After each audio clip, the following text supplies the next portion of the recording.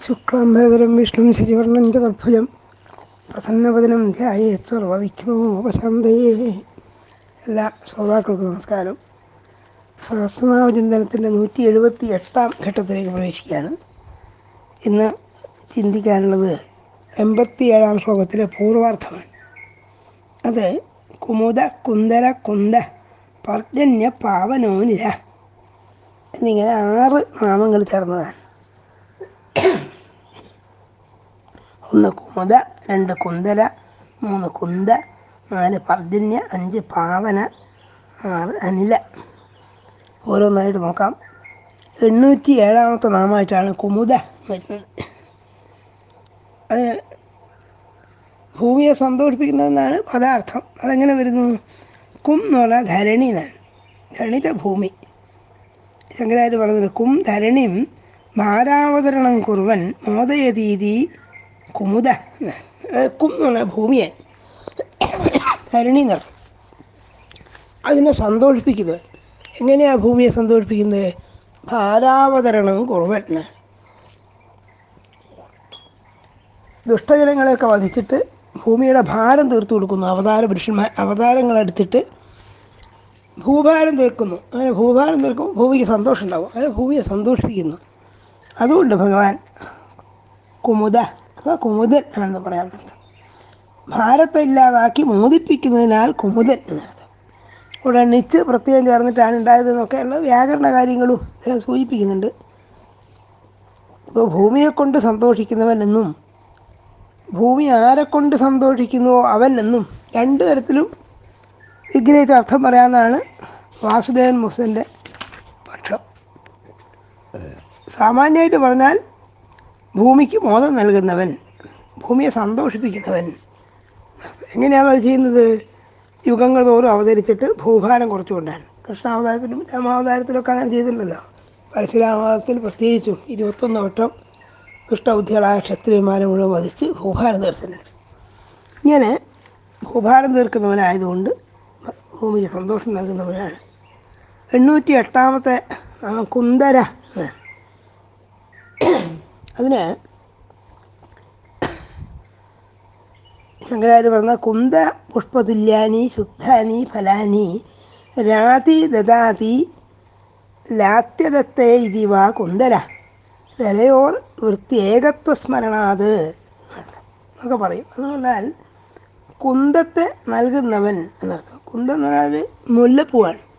കുന്തവല്യ വനഭൂമി നിൽക്കലും കുന്തമാണതിന് കാന്തി വേറെയാം ശരക്ക് എഴുതുന്നുണ്ട്. അപ്പോൾ കുന്തമാല വെച്ചാൽ മുല്ലപ്പൂ കൊണ്ടുള്ള മാല എന്നാണ്. അപ്പോൾ പിന്നെ ഇവിടെ എങ്ങനെയാണ് കുന്തം തന്നെ മുല്ലപ്പൂ കൊടുക്കുന്നുണ്ട് എന്നുള്ള അർത്ഥമില്ല. കുന്തപുഷ്പ തുല്യാനി ശുദ്ധാനി ഫലാനി എന്നാണ്. മുല്ലപ്പൂ പോലെ ശുദ്ധവും മനോഹരവുമായ ഫലങ്ങളെ കൊടുക്കുന്നവൻ. അതുകൊണ്ട് ഭഗവാൻ കുന്ദരനാണ്. എങ്ങനെയൊക്കെയാണ് ചെയ്യുന്നത്? ഹിരണ്യാക്ഷൻ മുതലായവരെ വധിച്ചിട്ടൊക്കെ നല്ല ഫലങ്ങളെ കൊടുക്കുന്നു.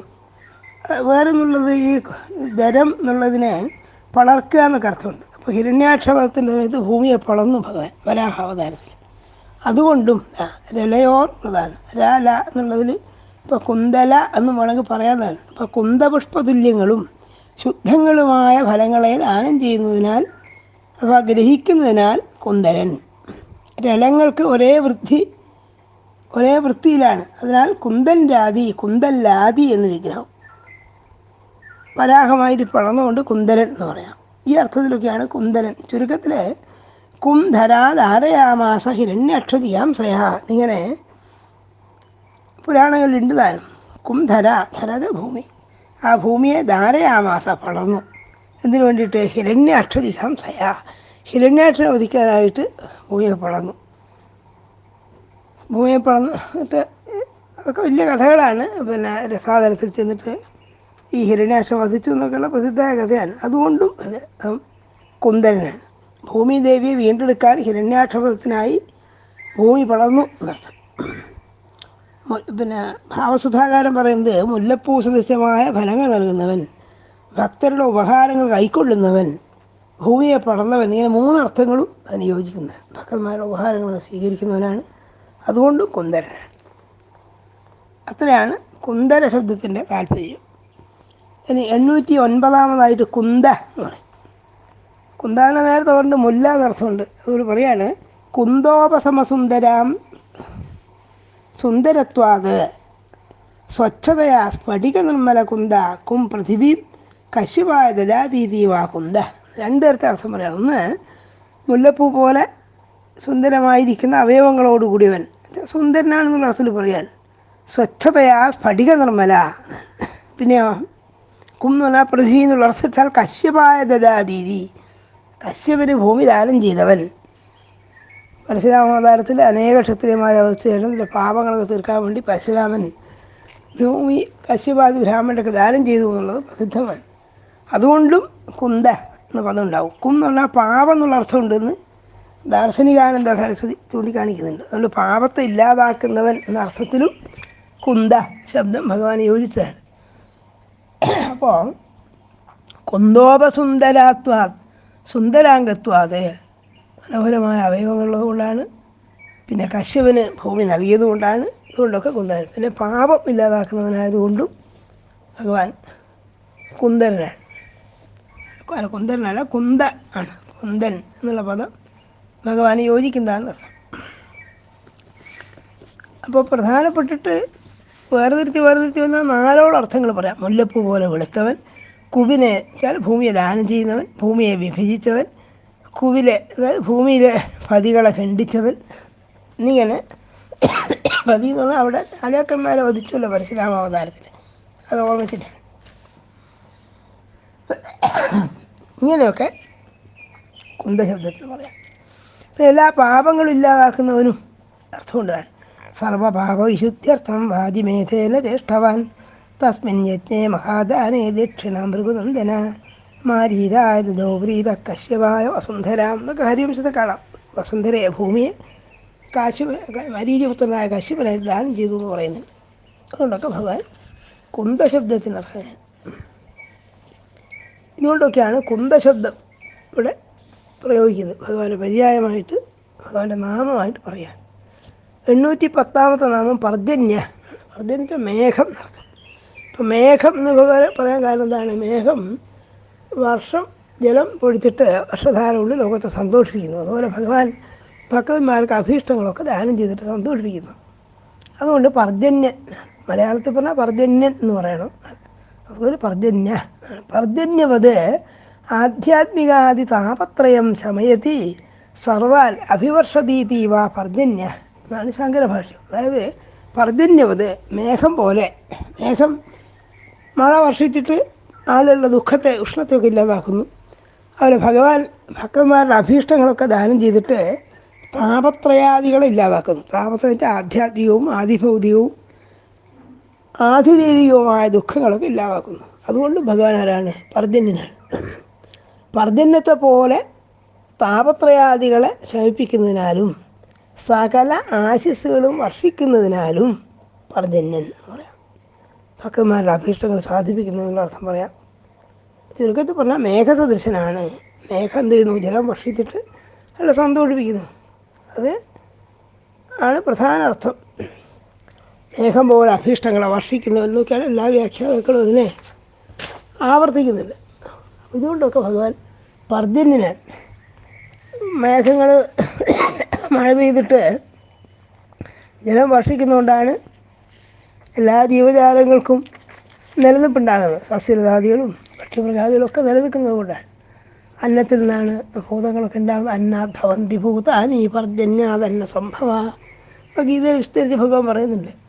അന്നം ഉണ്ടാകുന്ന മഴയിൽ നിന്നാണ്, അന്നത്തിൽ നിന്നാണ് വീര്യം ഉണ്ടാകുന്നത്, വീര്യത്തിൽ നിന്നാണ് സന്തതികൾ ഉണ്ടാകുന്നത്. ഇങ്ങനെ അടുത്ത ലോകത്തിൻ്റെ നിലനിൽപ്പിന് മുഴുവൻ കാരണമായിരിക്കുന്നത് ഈ പർജന്യമാണ്. ആ പർജന്യത്തിന് കാരണം യജ്ഞമാണ് എന്നൊക്കെ അവിടെ പറയും. അത് വേറൊരു വിഷയം, അത്ര വിസ്തരിക്കേണ്ടതില്ല. അതുകൊണ്ട് ഇങ്ങനെ ഭഗവാൻ പർജന്യാണ്. അതുകൊണ്ടാണ് പർജന്യവത്, പർജന്യനെ പോലെ താപത്രയങ്ങളില്ലാതാക്കുന്നവനാണ് അർത്ഥം. 811 നാമം പാവന. കേൾവിയുണ്ടല്ലോ, പാവന ശുദ്ധനായിരിക്കുന്നവൻ അർത്ഥം. ശുദ്ധീകരിക്കുന്നവൻ എന്ന് പറയാം. എങ്ങനെയായാലും പറയുന്നത് സ്മൃതി മാത്രേണ പുനാതീതി പാവനാണ്. സ്മരണമാത്രം കൊണ്ട് തന്നെ ഒരാളെ ശുദ്ധനാക്കുന്നു. അത് ഭഗവത് ചരിത്രങ്ങളും ഭഗവത് നാമങ്ങളും ഒക്കെ സ്മരിച്ചാൽ തന്നെ ആ സ്മരിക്കുന്നവൻ പാപമുക്തനാവും. അങ്ങനെയുള്ള ആളാണ്. എല്ലാവരെയും പാവനമാക്കി തീർക്കുന്നവനാണ്, പാവനാക്കി തീർക്കുന്നവനാണ്. അതുകൊണ്ട് ഭഗവാൻ പാവന ശബ്ദത്തിന് അർഹനാണ്.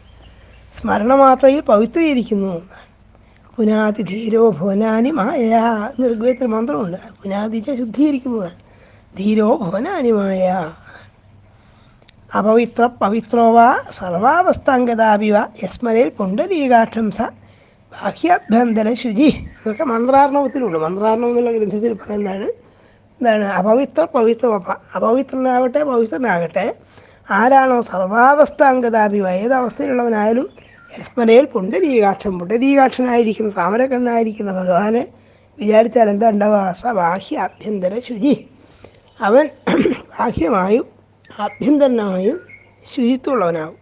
അവരൊക്കെ പവിത്രമാക്കി തീർക്കും. അതുകൊണ്ട് ഭഗവാൻ പാവനാണ്. 812 നാമമാണ് അനില എന്നുള്ളത്. 235 പദമായിട്ട് മുമ്പ് നമ്മൾ അനില പദം പഠിച്ചിട്ടുണ്ട്. എന്നുള്ള പ്രഖ്യാതമായ അർത്ഥം വായു എന്നാണ്. വായുസ്വരൂപൻ എന്നർത്ഥം. കാരണം വായു ആയിരിക്കുന്നു, അഗ്നി ആയിരിക്കുന്നു, ജലമായിരിക്കുന്നു ഒക്കെ ഭഗവാനാണെന്നുള്ളത് പല പ്രാവശ്യം നമ്മൾ പറഞ്ഞിട്ടുണ്ട്. എന്തൊക്കെ ലോകത്തിലുള്ളതൊക്കെ ഭഗവത് സ്വരൂപങ്ങളാണ്. ആ അർത്ഥത്തിൽ വരില്ലെന്ന് പറയാം. ഇവിടെ പക്ഷേ വേറെ ചില അർത്ഥങ്ങൾ കൂടി പറയുകയാണ്. കാരണം ഒരേ അർത്ഥം പറയുന്നതിൻ്റെ വൈരസ്യം ഒഴിവാക്കാൻ വേണ്ടിയാണ്. നേരത്തെ പറഞ്ഞിട്ടുണ്ട് 235. ഇവിടെ ശങ്കരാചാര്യർ ഈ അനില ശബ്ദത്തിന് ഈ സന്ദർഭത്തിൽ പറയുന്നത് ഇലതീ പ്രേരണം കരോതീതി ഇല തദ്രഹിതത്വ അനില. ഇലതി എന്ന് പറഞ്ഞാൽ പ്രേരണ കൊടുക്കുന്നു എന്നാണ്. വേറൊരാൾ പ്രേരണ കൊടുക്കുന്നു. ഭഗവാനെ സംബന്ധിച്ചിടത്തോളം എന്താണ്? വേറൊരാൾ പ്രേരിപ്പിക്കാനില്ല. ഭഗവാനിൽ നിന്ന് അന്യമായിട്ടുള്ള ലോകത്ത് പ്രപഞ്ചത്തിലൊന്നുമില്ല. അങ്ങനെയൊക്കെ ഭഗവാനെ പ്രേരിപ്പിക്കാനോ ഭഗവാന്റെ പ്രവൃത്തികൾക്ക് പ്രചോദനം കൊടുക്കാനോ വേറെ ഒരാളും ഇല്ല. അതുകൊണ്ട് ഭഗവാൻ അനിലനാണ്. ഇല എന്ന് പറഞ്ഞാൽ പ്രേരണ, അനില. അതുകൊണ്ടാണ് ഇവിടെ പറഞ്ഞത് ഇലതി പ്രേരണം കരോതി. ഇലതി എന്ന് പറഞ്ഞാൽ പ്രേരണ കൊടുക്കലാണ്. തദ്രഹിതത്വം, അതില്ലാത്തവനാലാണ്, അനിലനാണ്. പിന്നെ വേറെ അർത്ഥം പറയാമെന്നാ, ഇലതി സ്വപിതി ഇത്യജ്ഞ ഇല തദ്വിപരീതേന നിത്യപ്രബുദ്ധ സ്വരൂപത്വാദിതീവ. അത് ഉറങ്ങുക എന്നൊക്കെ അർത്ഥം പറയാതെ അർത്ഥം. മായയിൽ ഉറങ്ങിപ്പോകുന്ന അർത്ഥം. അങ്ങനെ അല്ലാത്ത നിത്യപ്രബുദ്ധനായിരിക്കുന്ന ആളാണ് ഭഗവാൻ. അതുകൊണ്ടും ഭഗവാൻ അനില ശബ്ദത്തിന് അർഹതയാണ്. പിന്നെ വേറെ എന്നുള്ളത് ഭക്തേഭ്യ സുലഭ ഇതി എന്ന് പറയാം. ഭക്തന്മാർക്ക് സുലഭനായിരിക്കുന്നത് കൊണ്ടും ഭഗവാൻ അനിലൻ എന്ന പദത്തിന് അർഹനാണെന്ന് പറയുന്നുണ്ട്. വായുസ്വരൂപനാണ്, രൂപഹീനാകയാൽ വായുസ്വരൂപനാണെന്നാണ് ഒരു വ്യാഖ്യാതാവ്. കാരണം വായുവിന് പ്രത്യേക രൂപമില്ല. ഭഗവാനും യഥാർത്ഥത്തിൽ രൂപങ്ങളൊന്നുമില്ല. സ്വേച്ഛയാ പല രൂപങ്ങളെ സ്വീകരിക്കുന്നു, സന്ദർഭാനുസൃതം എന്നേ ഉള്ളൂ. അതുകൊണ്ട് ഭഗവാൻ ആരാണ്? അനിലനാണ്. വേറെ പ്രേരകനില്ലാത്തവനാണ്. ഇലെന്ന് പറഞ്ഞാൽ അറിവില്ലാത്തവൻ എന്നർത്ഥമുണ്ട്. അപ്പോൾ അതിന് വിപരീതമാണ് അനിലൻ. അറിവുള്ളവനാണ് അർത്ഥം. ഭഗവാൻ എല്ലാത്തിലും ജ്ഞാനമുള്ളവനാണ്. അതുകൊണ്ട് ഭഗവാൻ അനില ശബ്ദത്തിന് അർഹനാണ്. ഭക്തന്മാർക്ക് സുലഭനാണെന്നുള്ളതിന് പ്രമാണം ഭഗവത്ഗീതയിൽ പറയും, അനന്യചേത സതതം യോമാം സ്മരതി നിത്യശ തസ്യാഹം സുലഭ പാർത്ഥ നിത്യയുക്തസ്യ യോഗിന. ഗീത 8ാധ്യായം 16 ശ്ലോകത്തിൽ പറഞ്ഞിട്ടുണ്ട്. അപ്പോൾ ഞാൻ സുലഭനാണെന്ന് പറഞ്ഞല്ലോ. തസ്യാഹം സുലഭം പാർത്ഥ. ആരാണോ അനന്യമായിരിക്കുന്ന മനസ്സോടുകൂടി എപ്പോഴും എന്നെ സ്മരിക്കുന്നത് അവർക്ക് ഞാൻ സുലഭനാണ് എന്ന് ഭഗവാൻ തന്നെ പറഞ്ഞിട്ടുണ്ട്. അതുകൊണ്ട് ആ അർത്ഥം യോജിക്കും. ചുരുക്കത്തിൽ അനില ശബ്ദത്തിന് വായുസ്വരൂപൻ എന്നർത്ഥമുണ്ട്, വേറൊരാൾ പ്രേരിപ്പിക്കാനില്ലാത്തവെന്നർത്ഥമുണ്ട്, എപ്പോഴും പ്രബുദ്ധനായിരിക്കുന്നു എന്നർത്ഥമുണ്ട്. ഈ അർത്ഥങ്ങളൊക്കെ യോജിച്ചിട്ടാണ് അനില ശബ്ദം. ഇതോടുകൂടിയിട്ട് 87 ശ്ലോകത്തിലെ പൂർവാർത്ഥം സമാപിച്ചു. 812 നാമങ്ങൾ നമ്മൾ കണ്ടു കഴിഞ്ഞു. തുടർന്ന് മറ്റുള്ള നാമങ്ങൾ നോക്കാം. നമസ്കാരം.